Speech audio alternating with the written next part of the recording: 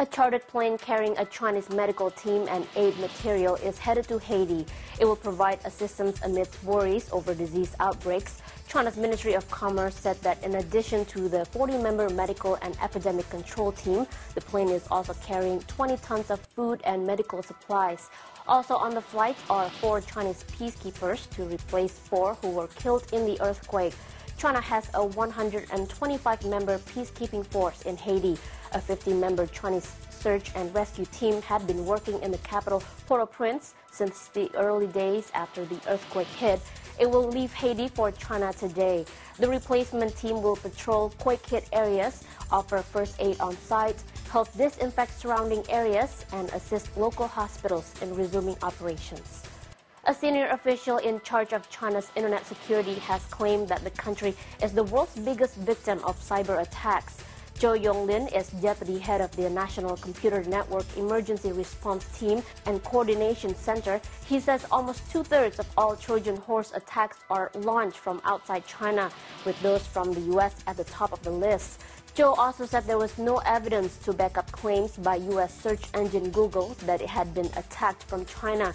He said his center had received no proof about the alleged attacks apart from Google's own announcement and media reports.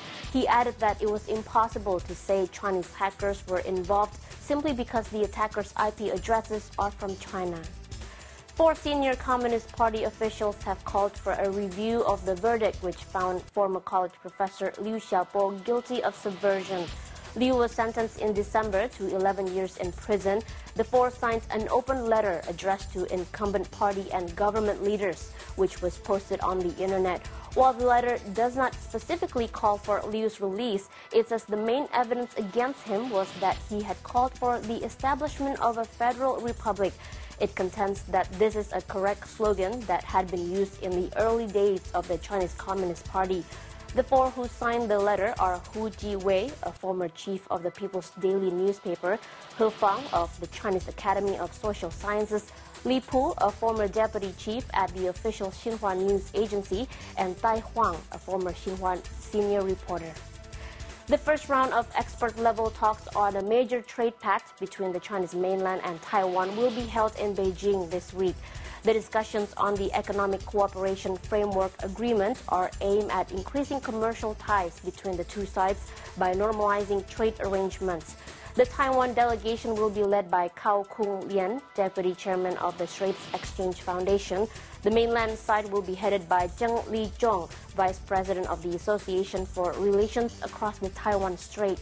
Taiwan has said it wants to have tariffs on petrochemicals, machinery, and textile products removed after the signing of the agreement. The initial round of talks had been scheduled to begin last week but was delayed for unspecified reasons. Bank of China says it intends to raise tens of billions of dollars in new capital. In a statement on Friday, the bank said it plans to seek shareholder approval for a mandate to sell new shares amounting to not more than 20% of its existing Hong Kong and Shanghai listed shares. That could raise almost $30 billion based on the shares' Friday closing prices. The Beijing-based bank also said it plans to issue as much as $6 billion of bonds convertible into Class A shares, which are traded on China's domestic markets. China's banking sector made $1.5 trillion in new loans last year as the key element of the government's financial stimulus program. While that allowed the country's GDP to grow by 8.7% in 2009, the unprecedented credit expansion has raised concerns about how many of those loans could turn bad in coming years.